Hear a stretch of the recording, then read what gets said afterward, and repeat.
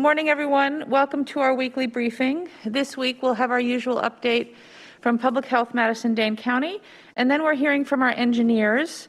As we move into spring, we're thinking about lake levels and flooding, maybe, and all of the work that we're doing around stormwater management. So we'll hear some updates on that. But first, we have Janelle Heinrich, who's the Director of Public Health Madison Dane County.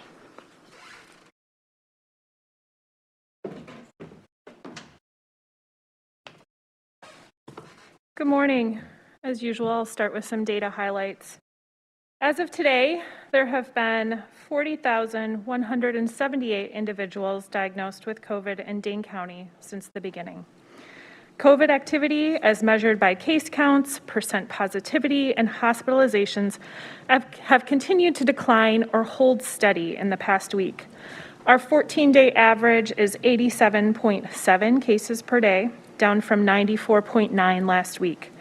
Our positivity rate is 1.2%. Hospitalizations are stable right now.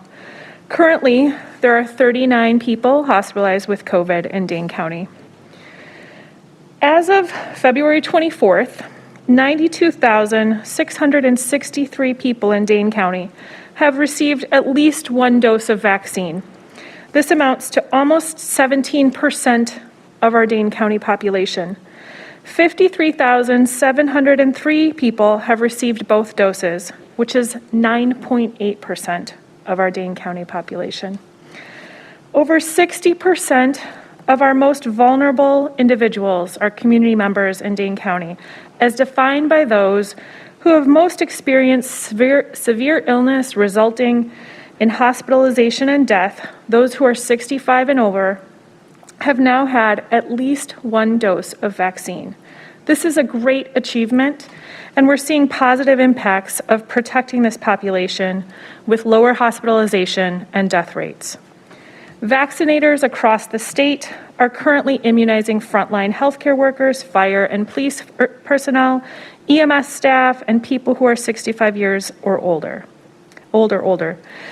Please visit our website, publichealthmdc.com, for information on groups eligible and next steps to take if you are eligible. And check out our dashboard to learn more about those who have been vaccinated and other local data. As I stated last week, we are in a moment of hope and caution. We're all craving a return to normal, and we're even closer to that as more people become vaccinated, hospitalizations and deaths decrease, and case activity stabilizes at lower levels. However, COVID is still circulating in our community, and we continue to ask you to think about ways to minimize your risk so that you and the folks that you love stay well. In Dane County, we're finding that 20% of people recently testing positive for COVID don't have symptoms. The amount of spread resulting from people who are asymptomatic is estimated to be much higher, underscoring the need to get tested if you've been exposed and for you to continue to identify ways to reduce your risk. As the weather warms and we continue our journey towards normal, each time you go out, I ask you to ask yourself questions like these. Wherever you are, will people be able to space out? Will I have to mix with people I don't live with while I'm there? Is where I'm going a well-ventilated space? Will people be taking off masks to eat or drink?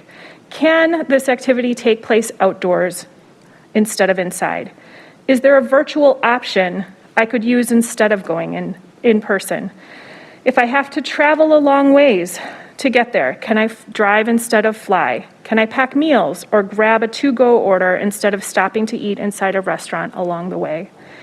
If I'm going to do this activity, is there something else that I can cut back on? For example, if you're going to an exercise class in person, could you see your parents for a walk outside instead of having coffee at their kitchen table? The more ways you can reduce your risk, the better you are, the better we all are at protecting ourselves and our loved ones. Think about which activities are a priority for you and your family, and avoid adding risk with activities that are less so. Thank you, and stay well.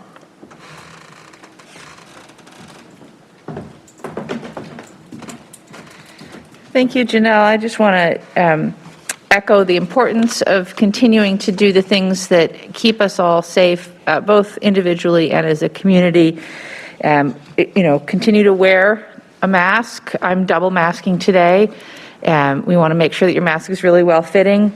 Continue to limit contact with folks who are outside of your household, whether that's the 6-foot distance or virtually or whatever makes sense for you. And continue to wash your hands. We need everybody to continue to take care of themselves for our entire community until we all have the chance to be vaccinated, particularly since we do know that at least one of the variants is present here in Dane County. So just please keep taking care of yourselves. All right, next we're going to hear from Rob Phillips, who's our city engineer, who will be talking about lake levels and what to expect as we move into spring.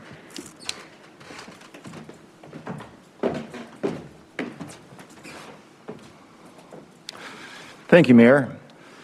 I'm Rob Phillips, City Madison City Engineer, and lake levels and flooding is on people's minds a lot this time of year, especially with the snowpack we've got out there, so we thought this would be a timely discussion point.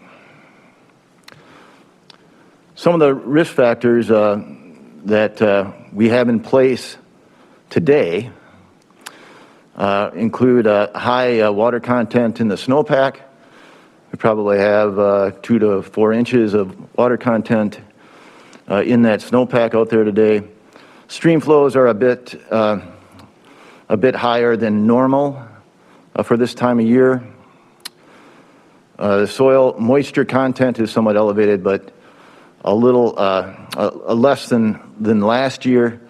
That matters because the rain water can better be absorbed by the soil if that moisture content is lower. And then frost depths are actually a little less than typical for this time of year. So that is a factor that works in our favor.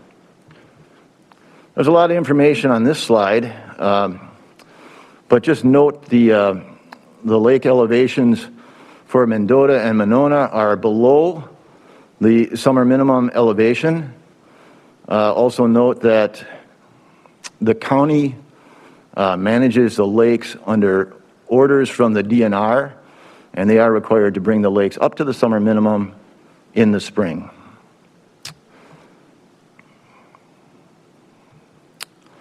This slide shows 4 years of data on this graph. The blue line is Lake Mendota, and the green line is Lake Monona. The troughs on the graph are winter, and the peaks are summer. So where we are at right now is on the far right of the graph. This graph is off of Dane County's website. Dane County Land and Water Resources does a great job managing the lakes, and they do a great job with their website. There's a wealth of information out there, and anybody can access this. And that's where these graphs are from. I did put on the graph the summer minimum elevation for each lake, just as a reference point.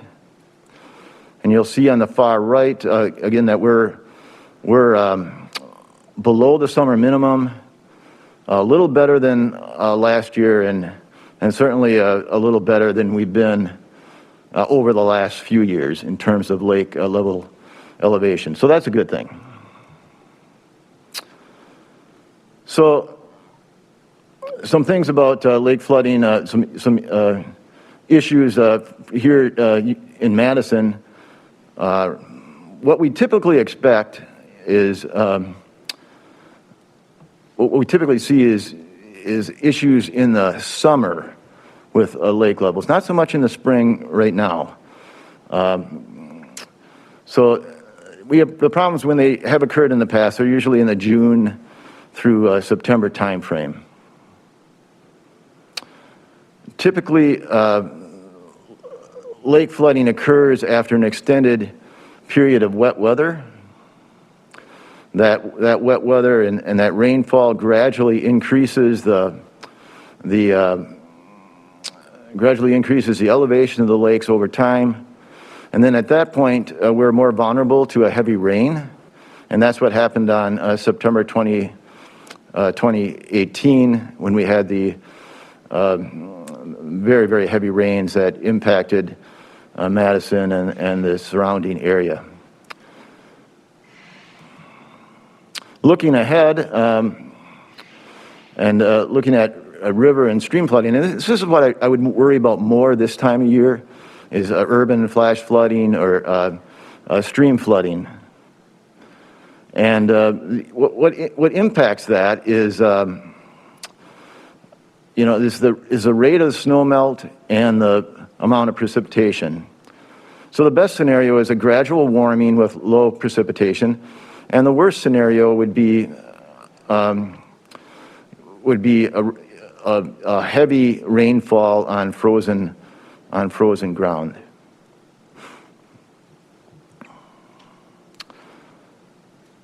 So, in summary, where we're at right now is we have some elevated risk factors in terms of stream flow and water content in the snowpack. Lake Mendota and Lake Monona are both under their summer minimums, so that's a good thing. Lake Mendota and Lake Monona, for that matter, also has a capacity to absorb some amount of spring runoff, so that's also a good thing. I'd also note Lake Mendota is a much bigger lake than Lake Monona, and it has a bit more capacity right now than Lake Monona does. And the 10-day outlook suggests a more desirable condition for snowmelt with not a lot of precipitation and warming temperatures. So that should chip away at that snowmelt in a gradual way, which is a much better thing. So I think the summary is that we're not overly concerned right now about our condition as we go into spring, but do know that we are ready. Crews are out uncovering inlets at key low points because they're buried in snow right now, so our crews are out doing that. And we will be deploying sandbags as we do every year, but don't take that to mean that that there is any reason to be alarmed this year. That is just what we do every year in case residents have something they are concerned about that they want to protect. So thank you. That's my information for today.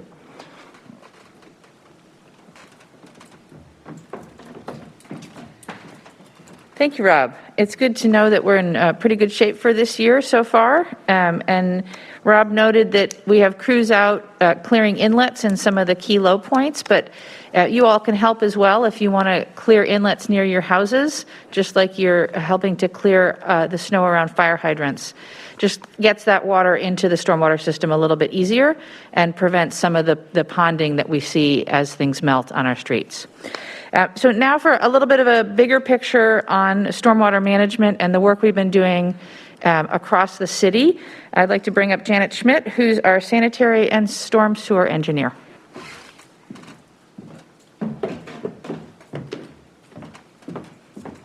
All right, thank you, Mayor. I'm Janet Schmidt. I'm a principal engineer with the stormwater section. And today I'd like to give you an update on where we're at with our watershed studies.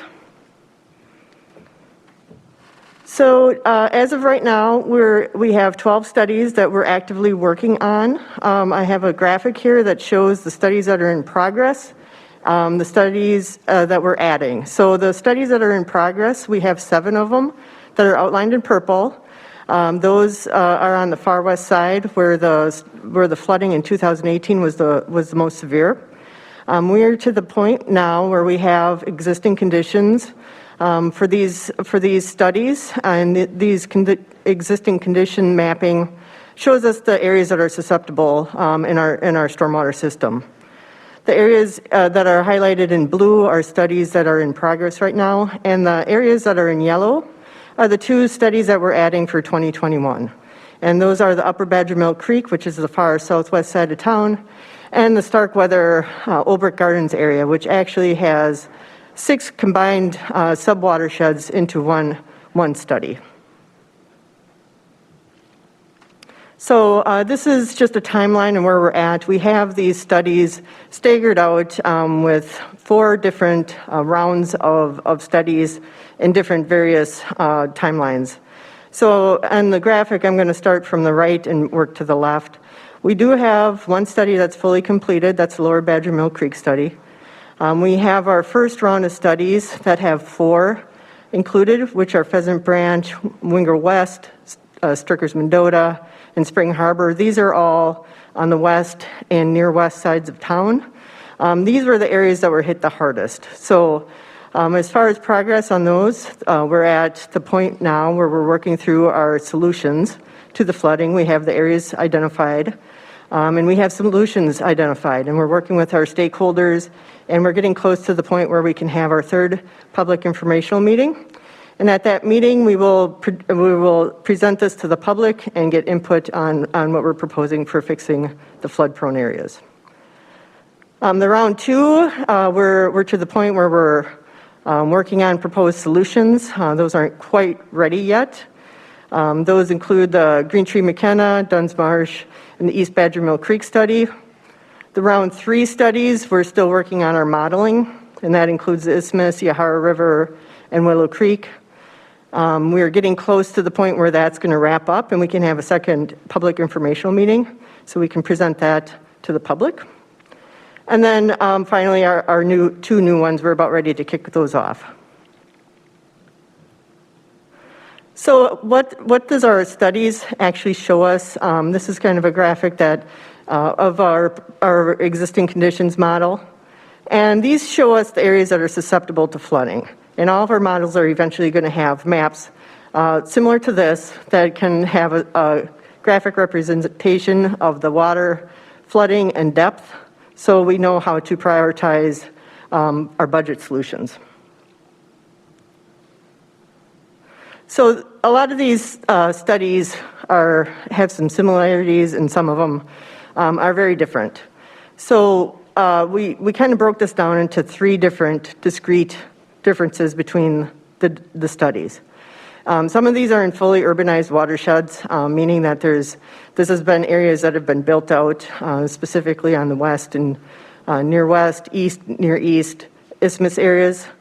And those type of studies are more challenging because we are very limited with the kinds of solutions we can do.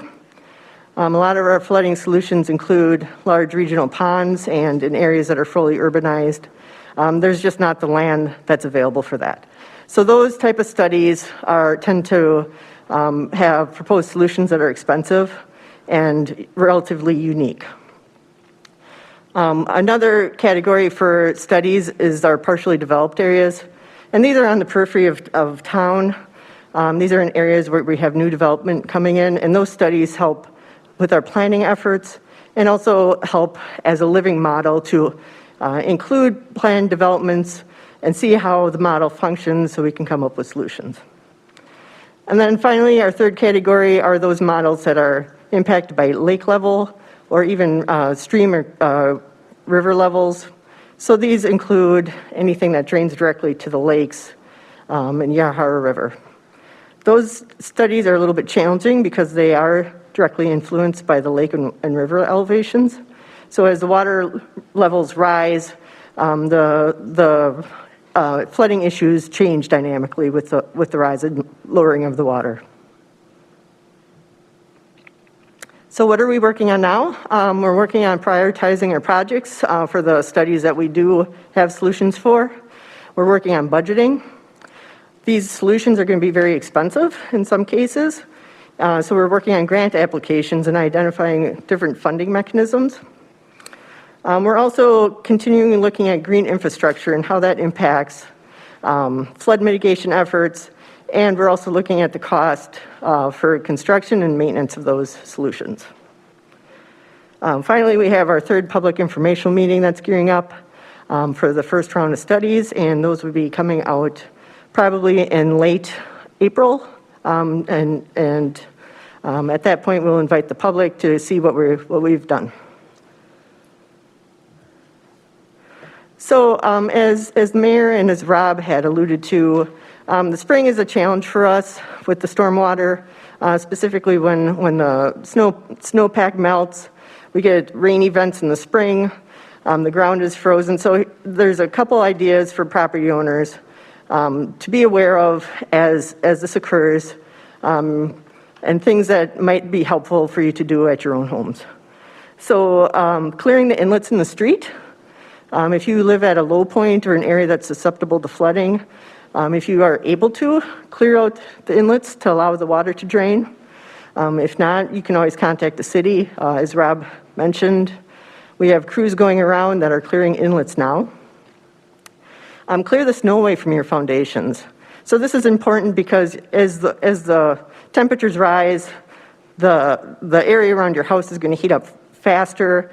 The area further away, it could be frozen. So as water is trying to find a place to go, if you have snow packed up against your foundation, excuse me, it could find its way down to the foundation and cause flooding in your basements.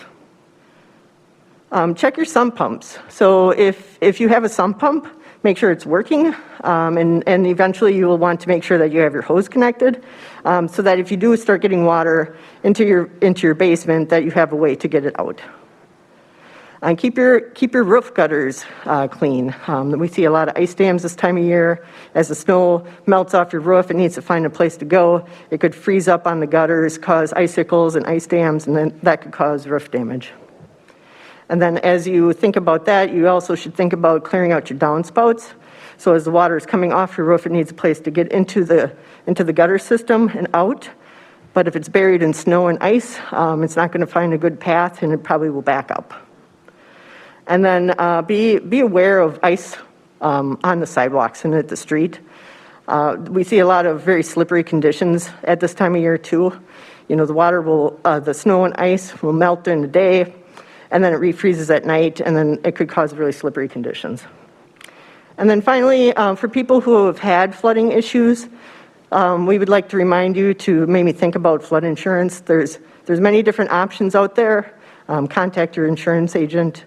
And then if you have small improvements that you could complete on your property to protect yourself, we suggest that you start thinking about those. And then finally, we have a text alert for flooding. You can get to that at cityofmadison.com/flooding. If you're interested, please sign up, and I'd like to thank you.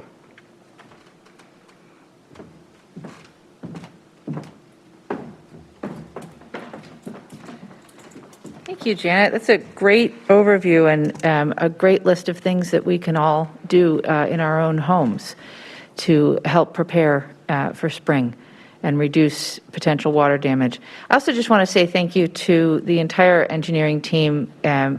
Obviously, as you can see from today's presentation, they continue to do all sorts of essential work for the city, even through the pandemic. And I know that that's made life harder for everybody, but the business of the city continues, even in the middle of a pandemic. And so thanks to the whole team, particularly the stormwater team, for keeping this work going. A number of things to update you on that we'll go through quickly and then see if there's any questions. I just wanted to, on the COVID-19 front again, alert folks that there is now some good evidence that people who smoke are more likely to be hospitalized after a COVID-19 diagnosis and are almost 2 times more likely to die from a COVID-19 diagnosis, according to a new study that was published in the Journal of the American Medical Association. So this just provides another reason and encouragement for folks to quit smoking. We know that smoking damages lungs, weakens the immune system, and is just going to put you at higher risk for COVID-19. Here in Dane County, we have a Tobacco-Free Dane County Coalition, and they are working to help our community move away from tobacco use. If you smoke or use tobacco products, you can call 1-800-QUIT-NOW. That's 1-800-QUIT-NOW for free help. And individuals on Medicaid can also talk to their doctor about the free support that's offered through the Medicaid cessation benefit. So encourage folks to take advantage of that. And if you want more information about tobacco prevention efforts in Dane County or to get involved, you can contact the Tobacco Free Dane County Coalition at tfcdc.com. That's tfcdc.com. All right. Also, on the slightly better news front for COVID-19, I just want to remind folks that public health is working hard with other vaccinators across the county to get everybody who's eligible vaccinated, but with a particular focus on K-12 teachers and staff and on childcare providers. So we've got a public-private collaborative that is trying to ensure that teachers, school staff, and childcare providers receive a vaccine in the coming weeks. We have public health has rallied the troops of the other vaccinators, local healthcare providers that will be providing staff to help vaccinate these folks, which is a really great collaboration. I want to note that this all depends on availability of vaccine. The effort is expected to take 6 to 8 weeks. Certainly will include weekends when teachers are not in classrooms. If you are a teacher or school staff or childcare provider, you will be contacted by your employer for more information on how to take advantage of this when the supply of vaccine is available. I just want to stress again that public health has asked for the doses of vaccine, but we have not yet received them from the state. But we are making plans when that supply is available to prioritize educators for vaccination. And so thanks to our partners in this, Access Community Health, Group Health Cooperative, SSM Health, Stoughton Health, Unity Point Health, Meriter, UW Health, and the University Health Services at the University of Wisconsin-Madison. I really appreciate the collaborative effort here. Turning to state government, I want to talk about the 10 bills that have been introduced in the legislature that would bar some of the good practices that Wisconsin's cities, towns, and villages developed to keep voters safe during the pandemic. And these bills would place bureaucratic burdens on people who want to vote absentee. Taken together, the 10 measures are clearly an effort by people who did not like the results of the last election to suppress the vote. Last year, in preparation for a huge influx of absentee ballots due to the pandemic, the City of Madison installed permanent ballot drop boxes at 13 locations, mostly at our fire stations where city employees could keep an eye on them. One proposal from the legislature would force Madison to tear out our 13 ballot boxes and only have one at the city clerk's office. Another bill would prohibit localities from getting grant funding to administer elections. Faced with a historic pandemic and in the absence of any action or aid from the state legislature, Madison was one of 216 cities, towns, and villages across the state that applied for grant funds to help us purchase protective equipment for poll workers, to staff curbside voting, and to install these drop boxes. The state legislature should be stepping up to fund localities during a pandemic, not punishing them for finding needed resources. Another proposed bill would make it a felony for any employee of a retirement home or residential care facility to encourage a resident to apply for or cast an absentee ballot. That's shocking. Whether you are in your 90s or a first-time voter, everyone should be encouraged to vote. The law, as it is today, rightly prevents employees only from telling people which candidate to vote for. Again, we should all encourage each other to vote, and no one should be prohibited from encouraging people to vote.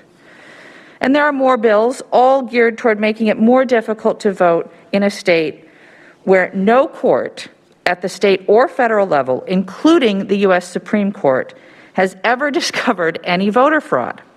Our election integrity was upheld. Our clerks do an excellent job of providing safe, secure, and fair elections. The legislature should be working with cities to make it easier and safer for everyone who is eligible to vote. I urge everybody to take a look at these bills and to contact your state legislators on this topic and encourage them to make it easier for people to vote, not harder. Turning now to the federal government, it's long past time that our country modernizes our non-discrimination laws at the federal level to better reflect our values as a country and to ensure that every American is free from discrimination. I recently wrote our federal delegation, Senators Baldwin and Johnson and Congressman Pocan, encouraging them to support the Equality Act, which is H.R. 5, which would finally establish federal prohibitions on discrimination on the basis of sexual orientation and gender identity, and codifies the landmark ruling by the Supreme Court in Bostock versus Clayton County of June 2020. I want to thank Senator Baldwin for reintroducing this bill in the Senate, and I hope that our entire delegation will support this legislation that will more effectively protect the LGBTQ+ community in the workforce, housing, education, credit lending, jury service, and other public accommodations. I encourage you as well to contact our federal delegation in support of this important legislation. I want to report to you also on a great collaborative effort that met this week. The Sustainability Leaders Collaborative, which is convened by myself and County Executive Parisi, is meeting on issues around sustainability and climate change. We've seen our first net zero energy school open in Wisconsin, and we've had more than 50 solar installations on local government and school property from the collaborative. This collaborative is cities, towns, and villages across Dane County, and we came together to celebrate these accomplishments and others through the collaborative. Starting in 2019, we created 4 work groups to collaborate on ideas related to solar development, renewable fuel usage for municipal fleets, energy efficiency and sustainability for facilities, and green infrastructure to manage runoff from heavy rain events. You heard a little bit about what the City of Madison is doing on that front already. Other significant achievements since 2019 include Cottage Grove, Cross Plains, McFarland, Shorewood Hills, Sun Prairie, and Verona have all established sustainability committees, joining Fitchburg, Madison, Middleton, and Monona that already had committees. More than 50 solar installations on local government and schools across Dane County have been installed, and the DaneClimateAction.org site has a great map of those solar installations if you want to go check it out. The Oregon School District opened the first net zero energy school in the state of Wisconsin, and huge congratulations to them on doing that. Residents of the town of Vermont are working with stakeholders to facilitate a solar group buy in 2020, which resulted in 17 installations, and 7 communities achieved Climate Champion recognition for their efforts from Dane County in 2020, including the City of Madison. We're also focused on opportunities going forward, and in 2021, residents across Dane County will have access to 2 solar energy group buy opportunities, including one that's facilitated by the Madison program, which you can find more out about at our website if you're interested. All right, a little closer to home, I want to update you. You may have heard that we had a sprinkler system malfunction in our Wilson Street parking garage, unfortunately, and that garage remains temporarily closed due to that malfunction. It's icy and slushy and not a great place for folks to be right now. So just some updates for anybody who regularly uses that garage. Monthly pass holders and city fleet vehicles will have the ability to use their pass cards at the State Street Garage, Overture Center Garage, Capitol Square North Garage, and the Brayton Lot until the Wilson Street site is back open. Any vehicles that are currently in the Wilson Street Garage can exit. You'll need to either move the barricade to leave and then please put it back, or press the helpline for help. We have spread sand over the icy areas, but again, please don't go in unless you need to. And no vehicles are allowed to enter. We've got the exhaust fans off, so it wouldn't be safe for any vehicles to go into the building. Parking Division is asking folks to use other garages until we can reopen this one, and you can locate more information about parking on the City of Madison's parking website. Working to get that fixed as soon as quickly. In opportunities, the City of Madison Traffic Engineering Division is seeking qualified candidates to work as part-time school crossing guards. Crossing guards obviously help children safely cross the street at key locations and serve as a reminder to drivers of the presence of children and pedestrians. It's a very rewarding job, and children and parents rely on our crossing guards to keep our neighborhoods safe around our schools. Obviously, the school district is returning, the Madison Metropolitan School District is planning a return to in-person instruction, and so we're going to need crossing guards to facilitate that. It's a small time commitment. It's about 10 to 15 hours a week, depending on the location. And if you're interested in finding out more or to apply for the crossing guard position, you can visit the City of Madison jobs site, which is linked at cityofmadison.com, or you can find it at governmentjobs.com/careers/MadisonWI. And in the good news portion of the briefing, I want to congratulate Tammy Fleming on receiving the annual Reverend Wright Human Rights Award. Tammy has dedicated much of her life to helping Madison's homeless population and was presented with this award at this week's Common Council meeting. Tammy's the executive director of Shelter from the Storm, which is a referral-based temporary housing facility, and she's also the founder of Friends of the State Street Family, whose mission is to alleviate human suffering by providing help and hope to people experiencing homelessness in Dane County and connecting them with essential resources. So I want to thank Tammy for all of her work in our community and congratulate her again on receiving this award. Now, on to community resources. As I always do, I just want to highlight a number of resources available to folks. If you are homeless or in danger of losing housing, please call 608-264-0549 or email housinginfo@cityofmadison.com.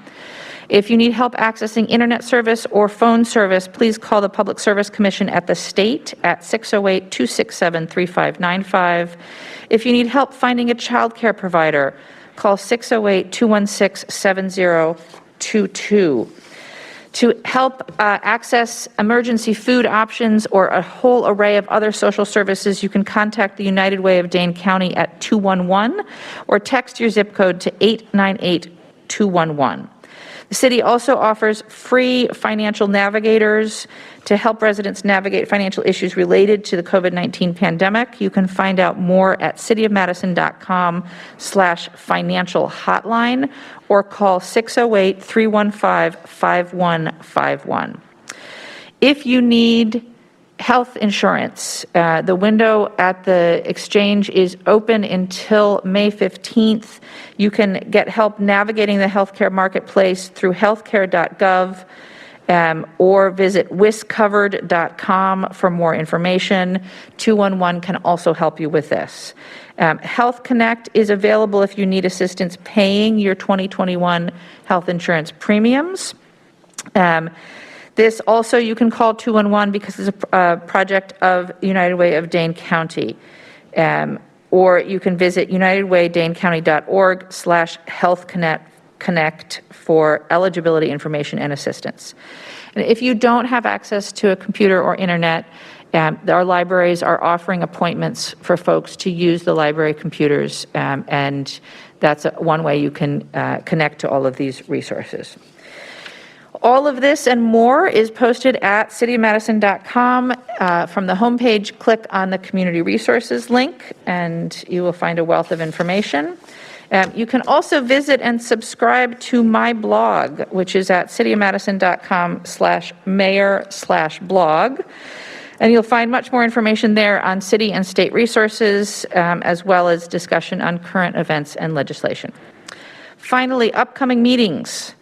Today, the 25th, at noon, very shortly, the Police and Fire Commission will meet. At 4:30, the Housing Strategy Committee meets. At 5, the Public Library Board meets. Also at 5, the Traffic Calming Subcommittee, and also at 5, the Disability Rights Commission. You're going to have to choose between those 3. And at 7, the Common Council Executive Committee has a special meeting to finish up their agenda from Tuesday that they didn't get to. On Monday the 1st at 5, the Transportation Policy and Planning Board will meet. At 5, also the Landmarks Commission meets, and at 5:30, the City County Homeless Issues Committee will meet. And on Tuesday, March 2nd at 6:30 p.m., the Common Council will meet. That is it from me today, and we will see if we have any questions. Good morning, Mayor. We have one question, and I believe it is for Rob Phillips. All right. Come on up, Rob. Good morning, Rob. Good morning. So the question says, what can residents do to assist with packed snow blocking curbs and gutters? Sure. Janet touched on this a little bit too. So we're going to have city crews going out doing low points that we know have traditionally been a problem in the city. So we got inlets at those low points. We'll get the snow off of many of those. Way too many, though, for us to, there are way too many inlets for us to remove the snow off of all of them. And residents can do that themselves if they got an inlet and they're able to do it. They can certainly clear the snow off that inlet in the street to make things drain better. So that's something you can do, and if you have a problem, you certainly can contact city engineering as well. Thank you. Thank you so much, Rob.